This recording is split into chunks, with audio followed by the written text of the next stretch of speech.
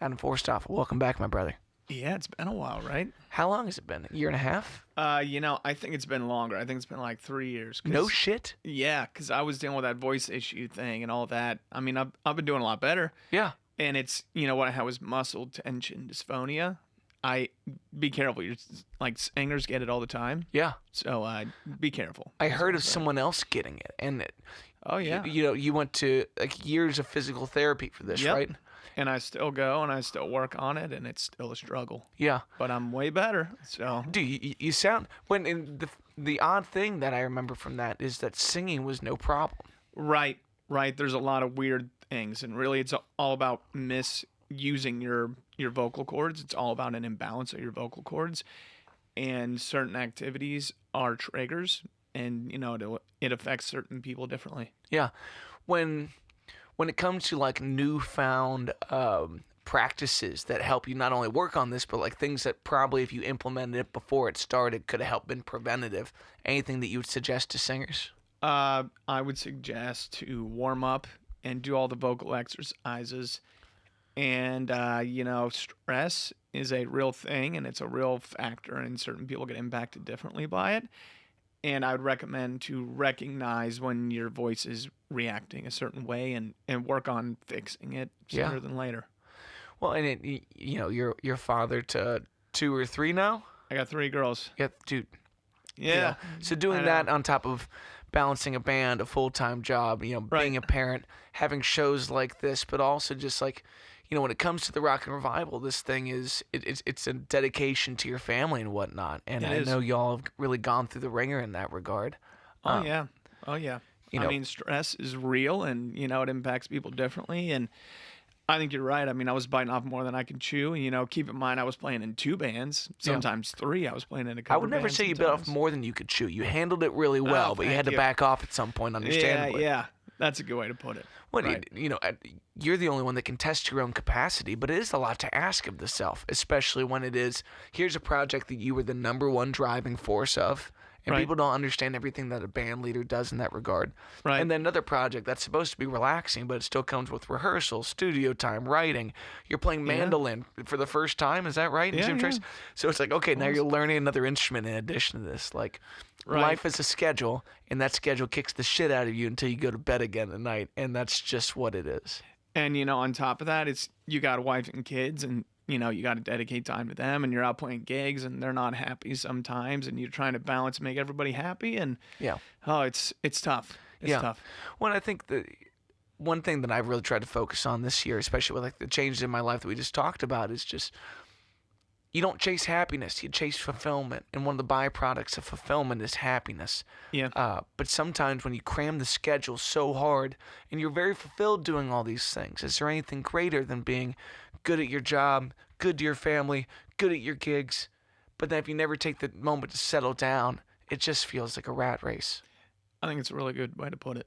Yeah. I think you're right. And you know what? I love being busy. In fact, I struggle with relaxing and sitting still.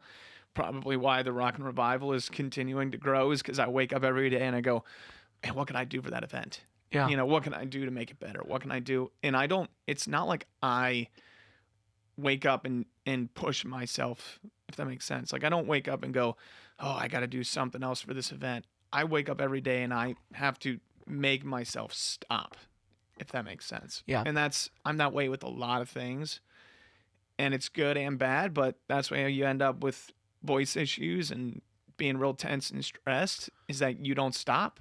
Yeah. I was not stopping. Yeah. If that makes sense. It's a great reminder for all of us that it's that line between ambition and contentment where you find yourself able to do both in the middle. But like, I think so many of us are just, especially when you're surrounded by a phone that tells you that you're never where you want to be. Right. Nothing ever feels like enough. And there's something really special about this is the 10-year anniversary of Rock and Revival. It is. There's something so special about that, and you really need to pause and try to see the retrospect of this whole thing. Mm-hmm. That it's not just your dedication to your family, which is so beautiful. And like, do you have a running total of how much you've raised? Yeah, the number is like 110 to 113,000. I know we beat 100 grand in 9 years, so that's unbelievable. Yeah. It really is. And it's hard to fathom what that money can do in certain settings and what it can do in something like cancer research, where Right. money goes quick in that regard. But what a chunk of change to be able to put your head down at night and say, like, some other family will be able to come out on the other side of what you went through, on the Right. better on the betterment of what you've done through the thing you love. That's incredible. I think you're right. I think you're spot on. As you get to the 10-year, like, what would you say is the biggest learning curve from year 1 to 10 in terms of just putting on events like this? One thing I've learned, and you're not going to believe this, is that we did not have a board for this charity. And what I mean is, I literally did this event by myself with a little, I did get help. I reached out and my brother would help me. My Jeff, my drum, would help me a little bit and stuff. But in general, I booked every band. I did everything. I mean, I'm saying everything for 9 years straight. And this is the first year where I literally put together a board of like 10 people to be like, all right, let's like make this thing go further. And by the way, I'm maxed out. Yeah, you do realize that we're going to have to put on a benefit concert for you if you drive yourself into the ground doing that, Yeah, you know? I think that was part of it. It's just a lot for one person to take on. Yeah. And I was doing it all myself. And talk about the benefit of a board, because I think for a lot of musicians or folks that aren't in that sphere, the idea of a board is people that sit at a conference table and compare ideas. But I'm sure it's much more involved in that. Yeah. And, we literally just put it together. We had our first meeting about 2 weeks ago. And it's one of those things that, right now the goal of it is that, first of all, I renamed it the John and Julie Cancer Foundation. So that is what the board is. It's all about the foundation and the charity. And the idea is, first of all, the first meeting was, how are we going to get the Rock and Revival at its best, spot where it's going to be this year? And then moving forward, we're going to meet, I don't know, probably once every 2 or 3 months. And we're going to kind of come up with a plan on how to make the charity expand. And the Rock and Revival is one of those things. Yeah. Right? And the idea too is that we're going to step back and look at the event and say, what can we do to make it bigger?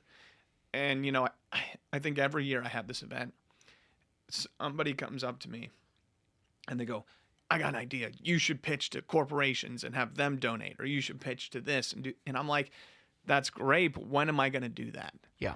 And now I'm saying, that's a great idea. I'm going to go talk to such and such on the board, and maybe they can do it, or, and start using more resources and really start delegating, because that's what I think any leader does. Last time we checked, a head of a company doesn't, do every job at the company. Yeah. Right. And that's kind of what we're trying to do now. Well, I think at this point, too, you have so much awareness of all the things that go into this event, from booking bands to running stages to calling Ken Haynes and being like, I need you on these 40 different slots tonight because I can't do it all myself.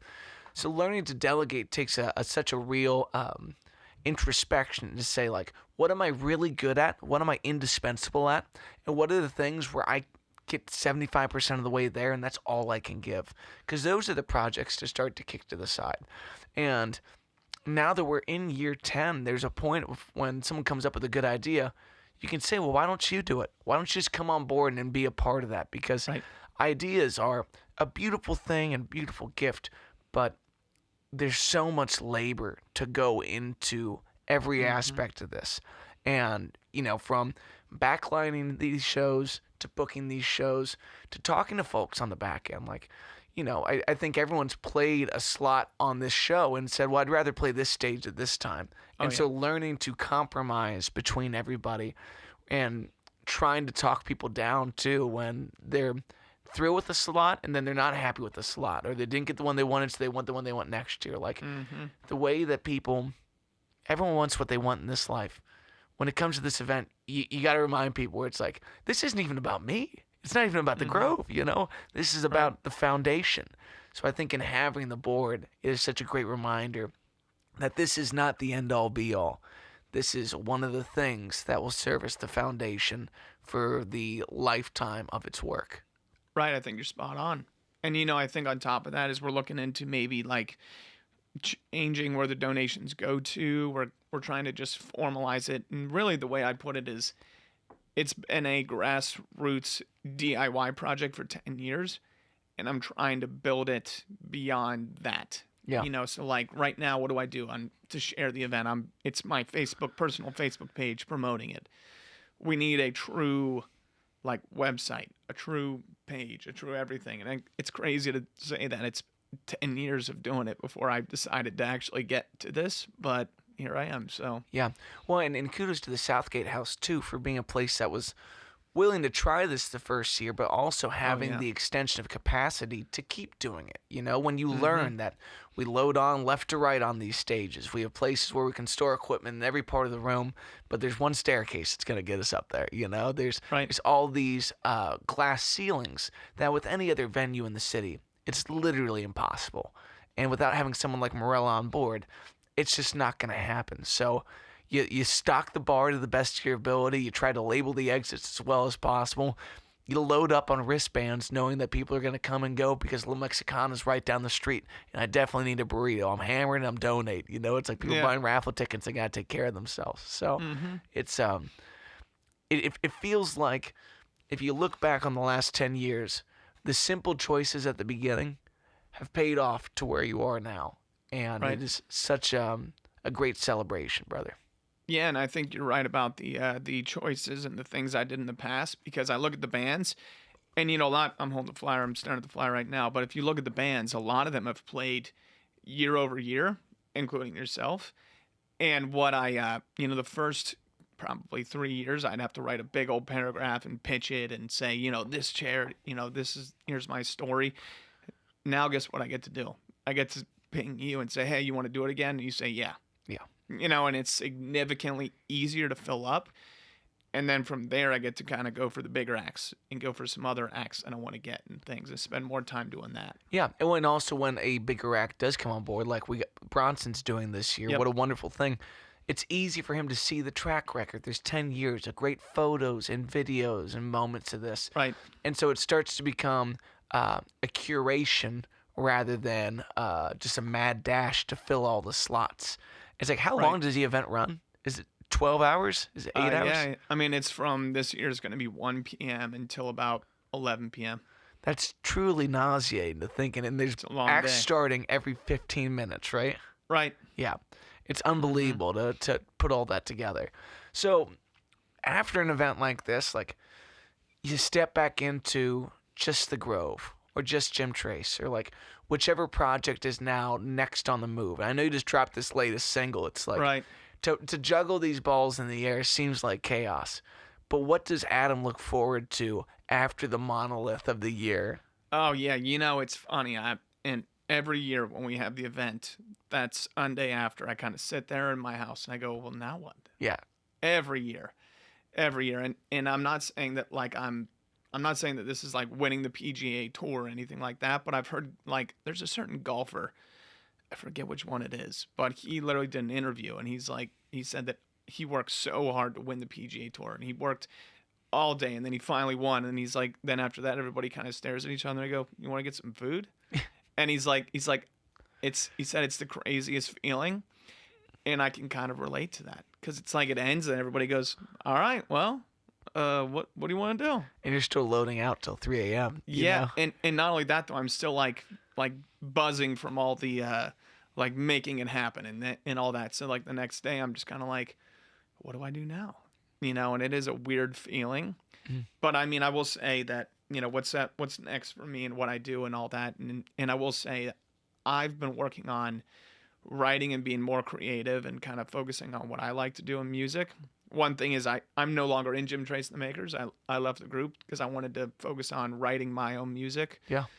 And Jim Trace, I was more of a complimentary handyman in the band, you could say. The utilitarian player. Yes. Which is an awesome place to be, but it does require a lot of you. And like they're a great band of guys too, but it's also hard to go from band leader to that where it's like, well, I can't call the band together and book the studio session and bring the materials. So I'm glad that you've refocused that energy. That's beautiful. Yeah, I wasn't writing any music. Yeah. I wasn't creating any new songs. I was writing parts, but I wasn't writing the songs. And that was a big thing for me is, I wanted to get back to doing that. And, I realized over the past year that I hadn't written a song. And then I left the band probably back in August or September. It was around then. And I wrote 2, like, immediately. And it was like, oh yeah, I can write music again, Yeah. you know? And we actually are releasing both of them. We're releasing one on March 4th, and then the other one's going to be in April. And I'm very excited for both. Both at Moonlight? They're both recorded at Moonlight. How many Eric's a records good you dude. done there? Oh, we've done a ton, I know. But Yeah. Eric's a good dude. And Eric's the best.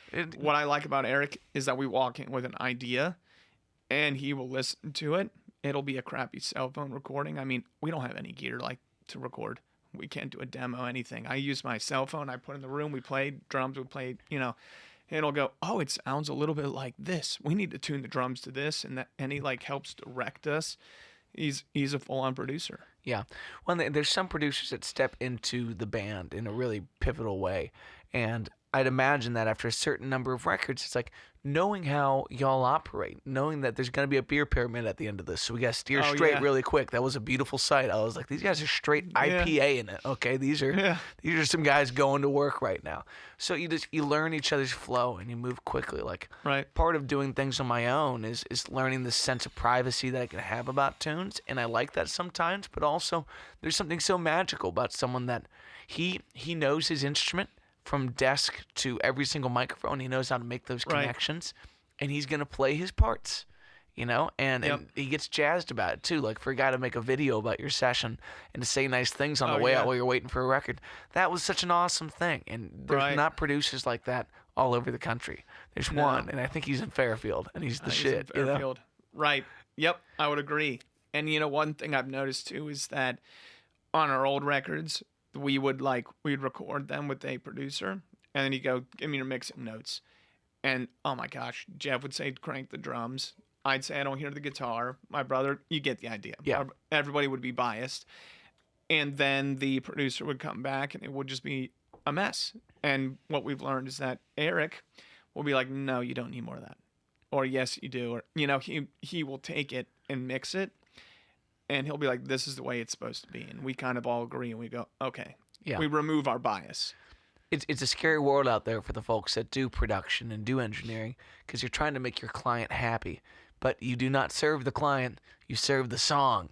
The song is the overlord, you know? Yeah, like, and believe it or not, I don't know if you knew, I'm sure you know this because you're wearing a Rolling Stone shirt and you're a big rock and roll fan. But Pink Floyd, when they recorded Dark Side of the Moon, they literally were in the studio and they're like, I don't even know what the heck we just recorded. This is crap. And they left and they gave it to Alan Parsons.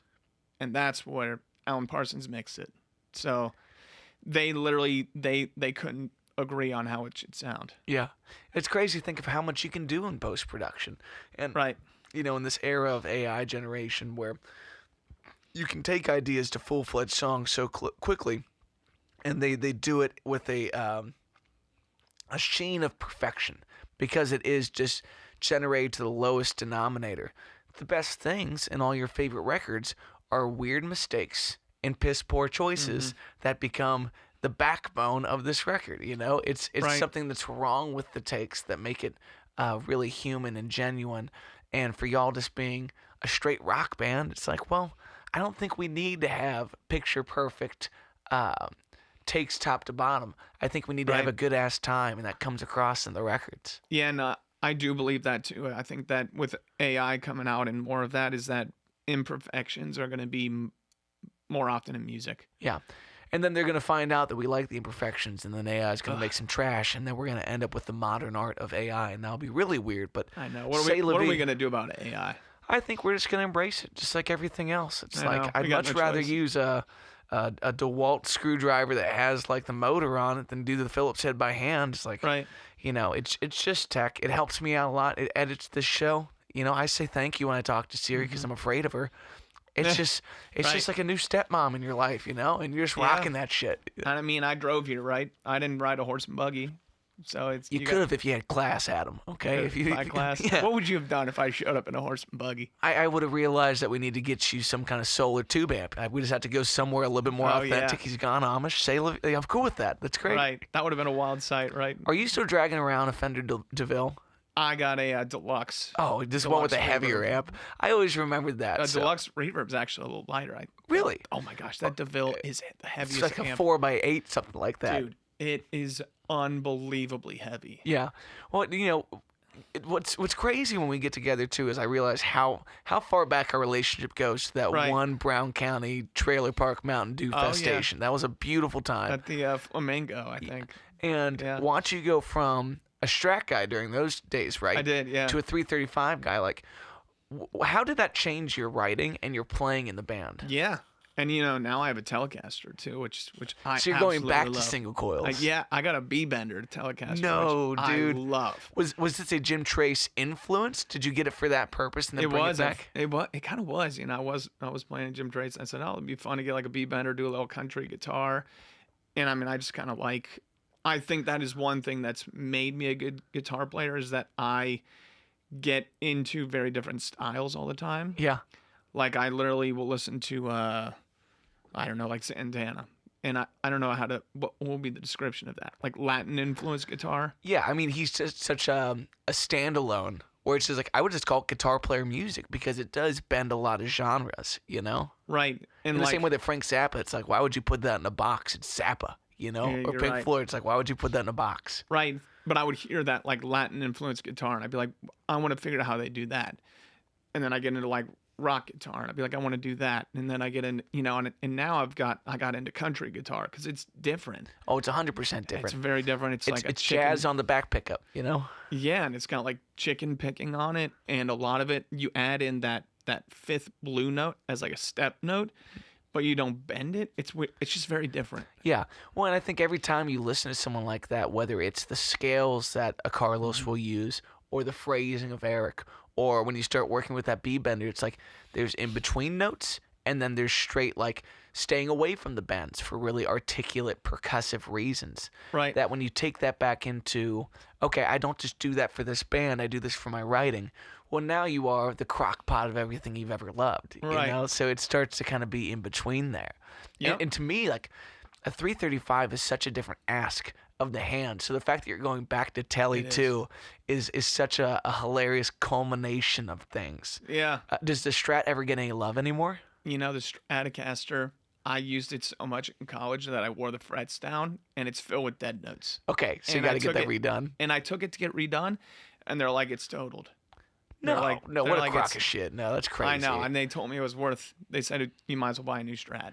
It's your Strat though. It has I your know. hours on it. Like I know. I need to probably get it fixed. It's got a bunch of dead notes. I'm a dummy, but I believe this to my core.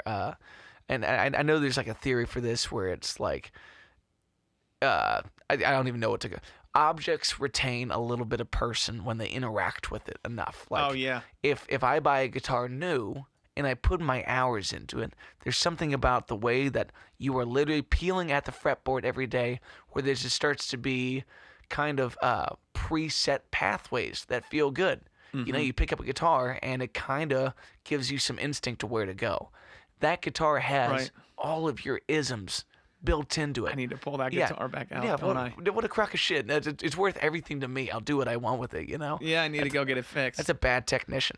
But you pick up the 335 and you bought that new, correct? I did. Yeah, so it's like, okay, so now this thing starts with a fresh set of isms of all the things you've developed in the last couple years. And then the B-bender obviously tells you all this other shit that hasn't really been on the palette before, but you kind of Right. develop playing with it.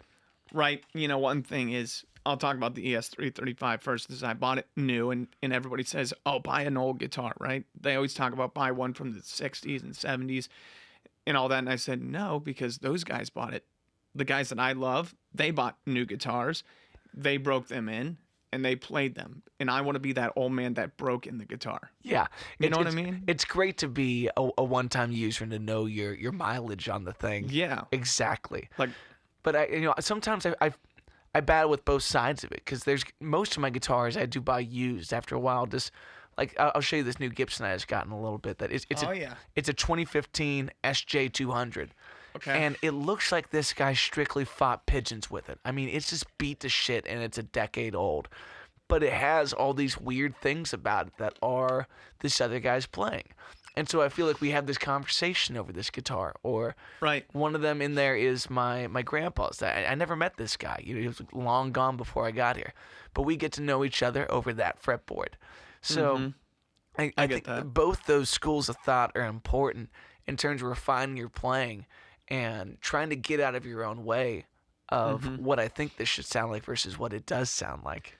Right.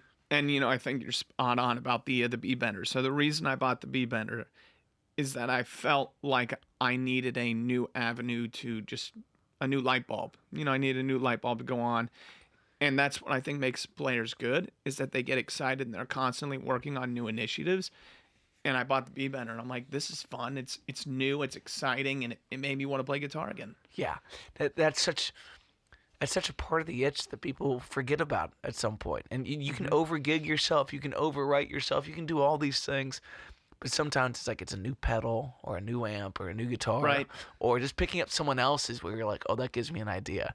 Like one of your isms that every year I catch myself for a week after Rock and Revival doing it, if I get to watch your set or if I get to watch you play, is the right-handed capo tap. Oh, yeah. Well, you're the only person I ever see really doing that. And you go for someone else's move in that way, and you start to realize the nuance of getting it right. And it's so clear when you pull it out. It's like, this dude has been doing this since he was 15. Okay, and I have been. and it's developed a lot in that way. It's like it's gone beyond just a trick that you know how to do, and now it's a part of your soloing. Right. And I love that. I actually use it in a way that I don't even mean to do it as a trick anymore. Yeah, exactly. It's just it's part of how you access those certain things. Yeah. And like when you look at bluegrass players, like why does everything happen in first position when you watch a Billy Strings or a Tommy Emmanuel? Because the open string is that third note of every triplet that's just there and available. Well, depending on most keys, I don't get that open string. You throw that right hand over, and if you feel comfortable in that way, well, now you get this third note everywhere you go, and it just rolls. Right. I think you're right. And yeah, I mean, I'm getting really into bluegrass playing guitar too. Yeah. What a great reason to have a B-bender. Right. And what I've learned about bluegrass guitar is what makes you good is that you have to be perfect in rhythm. And because you don't have anybody backing you up. Yeah. And so what I recommend to guitar players is when you're soloing, know what's going on in the song. And what I mean by that is know the underlying chords that are occurring while you're soloing. Yeah. There's a common friend that you and I bond over, our beautiful Blake Crowley, the sweetest of them. Blake. That last time I was in New York, Blake was itching to go out and buy a guitar and an amp. So we went to Guitar Center, we sat down and just played a bunch. And like sometimes when you're doing something for a living, you don't spend enough time around people that are starting because the excitement that they feel is 10 times what you're getting right now. Like you have just... Right. This is the horrible version of this expression, but it's like doing heroin with someone who's never done it before and you're a junkie. It's just like... Probably, yeah. It's... Yeah, I know what you mean. They get that kick for the first time, and you get to see something in them that you remember in you that leaves you so excited. And I think you're right. Me and Blake sitting down that day, it was just amazing to watch him get just hyped about this. And he tells me he was taking some lessons with you after that. Yeah, he was. Yeah, it's just... Good time. When you have friends in between y'all that are coming to this table for the first time and being excited about it, it is just everything for you. And, to bring that back to Rock and Revival, there's kids that are going to their first rock show at the Rock and Revival. I hope so. Think about that. That's the first festival for a lot of these kids. All right, you want to know a moment that I remember very well as being like a complete adrenaline rush playing music is that I worked forever to buy a Gibson SG. I was probably in 7th or 8th grade, right? And I don't know, I saved up, I think $300, and I tried hard. Yeah. And my dad said, all right, hey, come on, we're going to go run some errands. And I'm like, okay. And then we drive when you're that kid, you just get in the car and your dad drives, right? Yeah. 7th, 8th grade, it's not up to you. Right. So then we pull into Sam Ash parking lot. He goes out and he pulls out a magazine like this and he goes, is this the one you want? I'm like, yeah. He's like, all right, let's go get it. And I'm like, what? I said, I only got like $300. I'll cover the rest. Happy graduation. It was 8th grade. Happy graduation. Wow. And I remember just being absolutely thrilled. Do you remember what the first thing you played on the SG was? I was probably some AC/DC song. Gang shit. Yeah, it's probably like Back in Black or something because Angus Young, and I thought he was real cool then. Yeah. I mean, I feel like, I don't know what it is that AC/DC did, but they managed to like strike a chord with every 6th and 7th grade kid.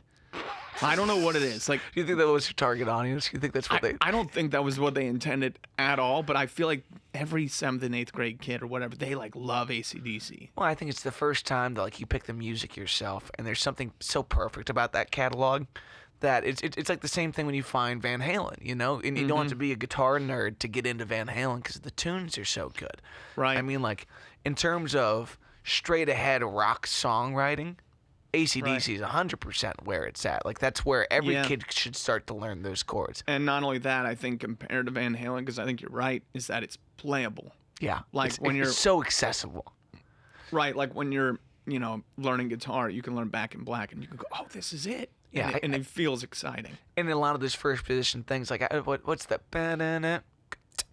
Highway to Hell. Yeah, I don't. To learn the way that power chord feels so different, a half step down, and then when you roll into that, like you're learning dissonance and consonance as a kid, but to you it's just balls to the wall rock, baby. Right. But you're learning the way that tension fuels the music, and there's so many great things from slow bends on a lot of those solos where he really takes his time going up a whole step and you feel something in that. Or the first time any kid ever learns to tap or hammer like that is going to be Thunderstruck. I mean, you can't get away from it. I know what you mean. And then you end up blacking out to Thunderstruck throughout all of college because you played that one game. Playing that game. God, dude. Yeah. What song in your set reminds you most of your dad? Oh, wow. That's a good question. What song Probably Anna Lee. Really? Yeah, that's the one we close with. And that's just one that I think every year, everybody kind of like locks hands and like sings it. It reminds me of that. So yeah, did that record come out while he was still with you? Yeah, I wrote that song on my 20th birthday, and I Wow. remember that because I said the lyric 20 years ago, and I wrote that on when I was it was that day. That's beautiful. Sitting in the fraternity house.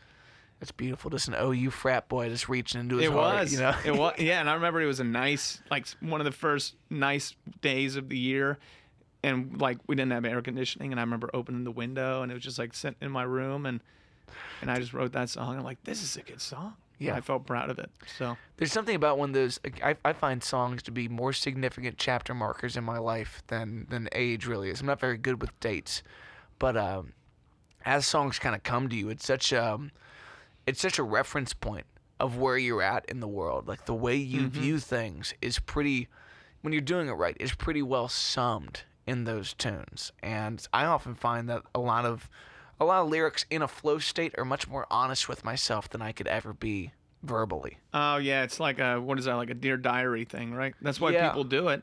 Yeah. You're flowing, you're not thinking. Do you handwrite things like that? No, I use my phone because I don't hold on. I'm so unorganized with physical paper that you might as well just give it up. Like Yeah. I might have written the greatest song ever, and it's somewhere in the trash. I get it. Yesterday I sat down and I was writing a Valentine's note to my wife because I'm not going to celebrate on the actual day. Chocolates are super expensive on the 14th. 15th, 50%, baby. She understands. So I was writing her a nice note yesterday, and I got one for my mother and my sister. And you just get in the place where you're just writing. I'll be honest, I had a couple Jack and Sprites. I was pretty loose with it. There you And go. there's something about getting in a sentence where you don't know where it's going, but you can't backspace. You know, I'm not going to hand off a Valentine's note with some scratches in it. You said it wrong, eat shit and move on, you know? Right. The second draft of every song kind of has like that that clean sheen, the polyurethane where it's like, all right, now it can Right. stick. But on the first one, you just have to be so unapologetic with yourself that if I Yeah. stop at verse chorus and I don't make it to verse 2, she's gone. It's over. But if I make it to the bridge, I'm like, oh, we got a whole song here. Now I can kick with this. Yeah, what I've learned is that my best lyrics are the ones that I write in about 5-10 minutes. Yeah. Like the one that we're releasing, we'll make it in the end on March 4th. Like, I think that it's the best lyrics I've ever written. What's your favorite line from it? So I think my favorite line is, what do I tell the kids and what do I tell myself? And it's about my mom being diagnosed with stage 4 cancer. And I got a 6-year-old. You know, what do I tell them? Do I tell them that their grandma's sick? You know, why? And she wears wigs and all that. And it's how do you explain that to a young kid? Yeah. And then it's like, well, what do I even tell myself right now?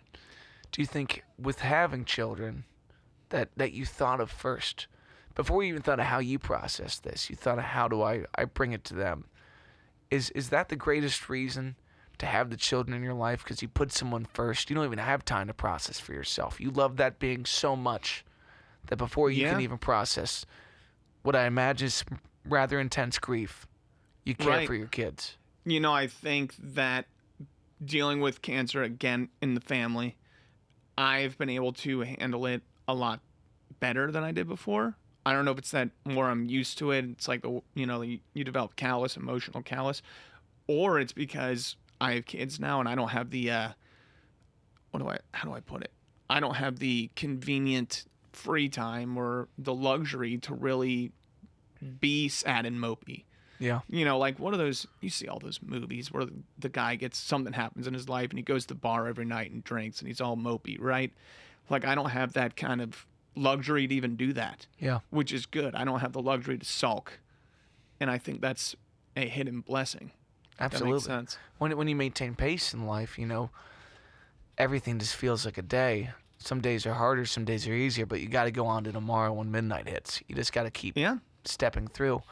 As someone that is going through this for a second time, and you know, what advice would you give someone when you're talking about something that is a medical standstill?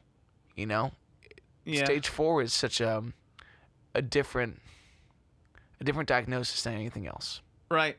It is. What advice? Oh boy, what advice? Well, just how you're dealing with it. You know.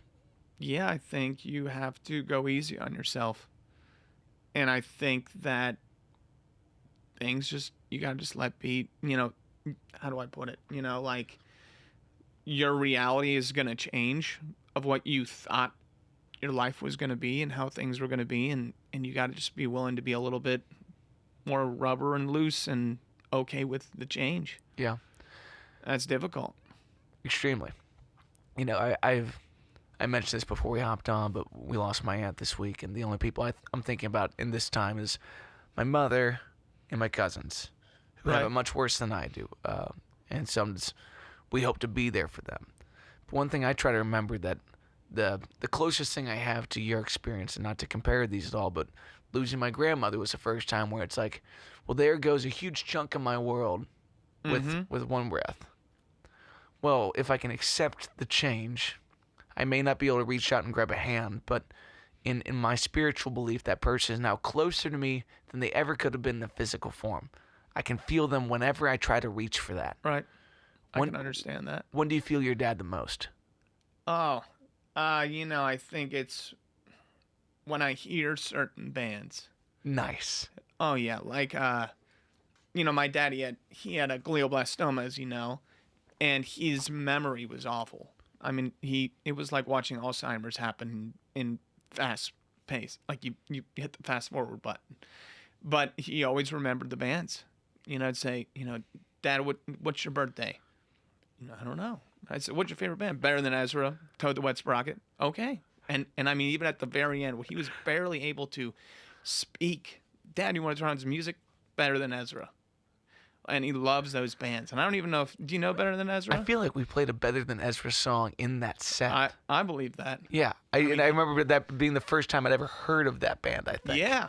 And that's when I think I remember him is like, only my dad loved those bands so much. Like, they're cool. You know, do you know Toad the Wet Sprocket? Not at all.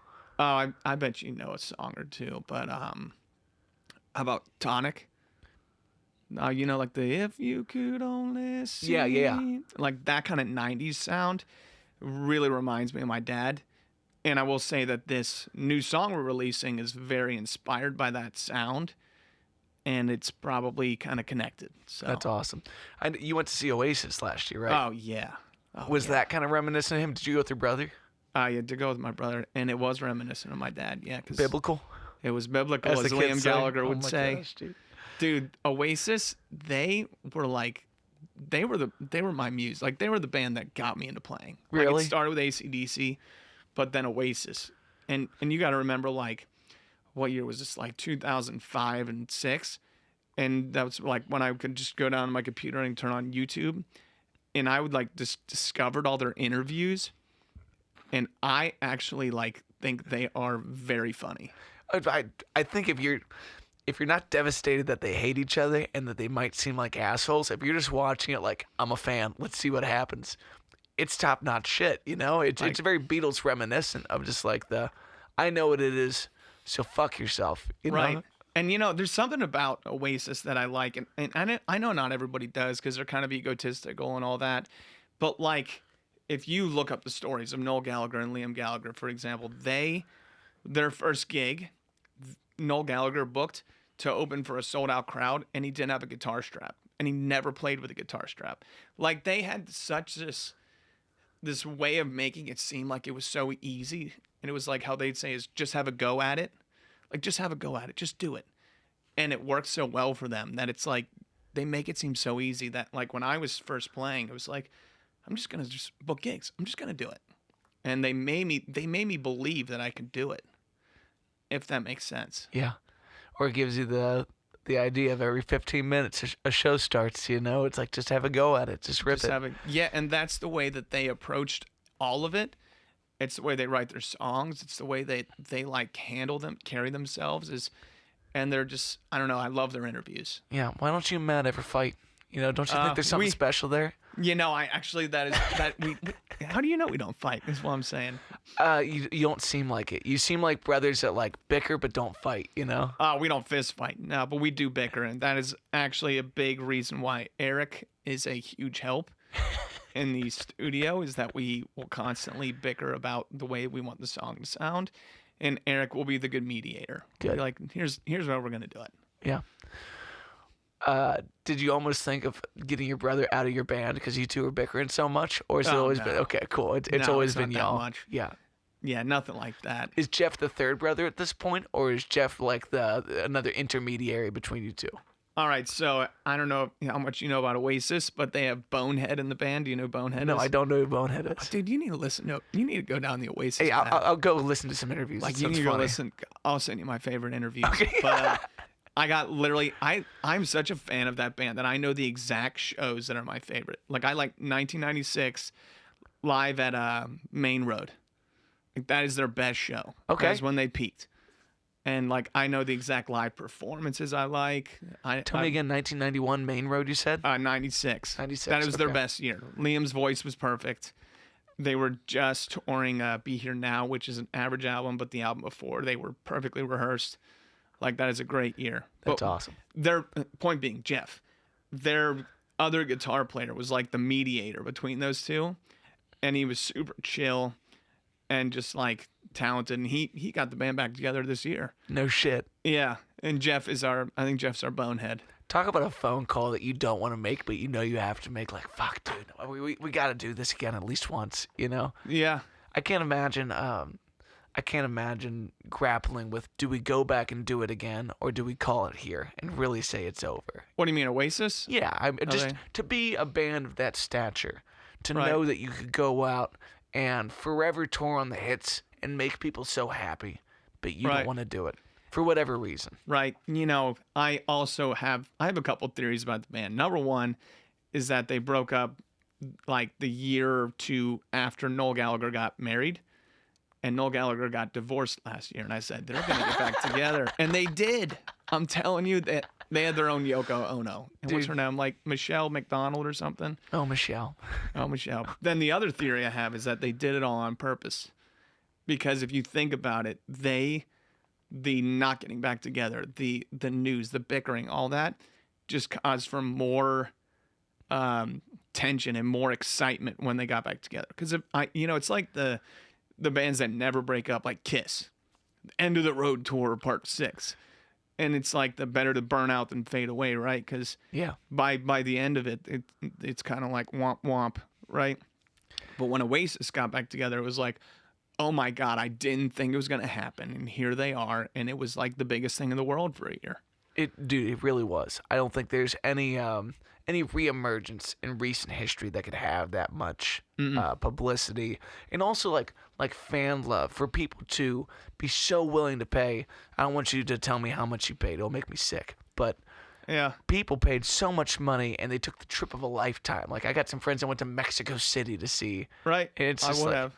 Yeah, exactly. I would have. I would have spent whatever it was. Do you know the crazy story about that too? Is that the queue to buy tickets for that, right, was just a mess, as you would think, and I literally accidentally bought front row, and not only did I accidentally buy front row, I didn't know that I bought front row until I got there. Shut up. No, That really makes me sick to think about how much you must have spent on that, but worth it? It was $500. Shut up. How? How? I don't know, Dude. but we got there, big old Just line. have a go at it, lucky bastard. I know, big old line, and we were waiting, and I'm like, oh my gosh, am I gonna have to wear a diaper because I'm gonna have to pee? Because I'm gonna be in the middle of this crowd, and you know what I mean? Like you're thinking about it and all that, and you're like, and then we got there, and they go, oh, here you go, VIP, and they put a new wristband on me, and they just navigated us right to the front row, and there was endless amount of comfortable space with our own private bathroom and beer line. And not only that, while I was in the beer line, I could see the band. While I'm peeing, I could practically watch the band still. And I was like, this is one of the best nights of my life. Dude. One of, just so the wife hears that. I didn't say it was one of. It is, it's top 3 other best nights not named. We'll just leave that up to our imagination. I mean, it was seriously a crazy experience. Yeah, I feel that way about seeing McCartney at Great American. Where it's just like, you can't believe what you're there for. And so many moments you go from being in the moment to like zooming out and be like, this is crazy. It's like, no, dude, I got to go back in the moment. I got to just be in that thing. I can think about this all I want afterwards, but don't take videos. Don't worry about any of that shit. Just be there for it. Yeah, I took What'd you drink at the show? What did I drink? A lot of beer. Let's say just a lot of beer. As much as I wanted. Yeah, as much as you could. And not only that, dude, they could have charged me like $100 a beer and I still would have bought it because I wasn't even thinking. Yeah. I'm just like, I don't care. I'm in the beer line watching Liam Gallagher just own it up there. Just transcending. It was great. Was that an influence for you getting a 335? Absolutely. Yeah. That was the number one reason why I bought that guitar. I think there's no better instrument for first position strumming, like on an electric rig, than a 335. Agree. You know, there's something about that massive sound where it's like, doing on a Strat, no thanks, I'd rather do a bar chord. Doing on a Telly, no thanks, I'd rather do a bar chord.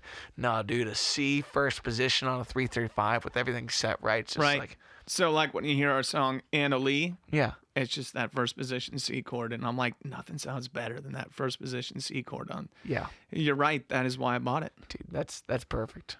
Well, brother, we're starting to get to that point. Is there anything else that you want to plug before we wrap up today? I'm going to plug the event. Because the event is March 7th, year 10. I'm incredibly excited about the lineup. I'm thrilled that every band is volunteering their time to be a part of it again. I'm thrilled about the volunteers that we have. I'm thrilled about Southgate House Revival. And then on March 4th, we are releasing a new song called We'll Make It in the End. Awesome. And friends, if you are going to make it to the Rock and Revival, just understand that parking can be a little tricky in Southgate, but what you need to do is just find a side street, pay the meter, go out and do that kind of thing. Oh, what did I just click? Okay, that got really loud for a second. My bad. Find a side street, go get yourself lunch. The event starts at 1 o'clock. You're going to want to be in there at 1 o'clock. Look at the schedule. Circle the bands that you want to see. Move accordingly, but get the raffle tickets. Get front row for the main stage sets. And have the time of your life knowing that this cause is going to do great things this year and the years to come because it's led by such wonderful people. Oh, well, thank you. And on top of that, we have an outdoor stage this year. Holy shit. 4th stage. Yep. In March? In March. What a risk. I know. I can't believe you did it. I know. No air conditioning. Oh, you frat boy making these decisions. I might get space heaters. Okay. I know. No, I think it'll be great. I think it'll be wonderful weather. It's 60 today, isn't it? It's something stupid like that. It's something nice like that. Yeah. All right, friends. Thanks for tuning into The Wave. Much love. We'll catch you soon. Peace, players.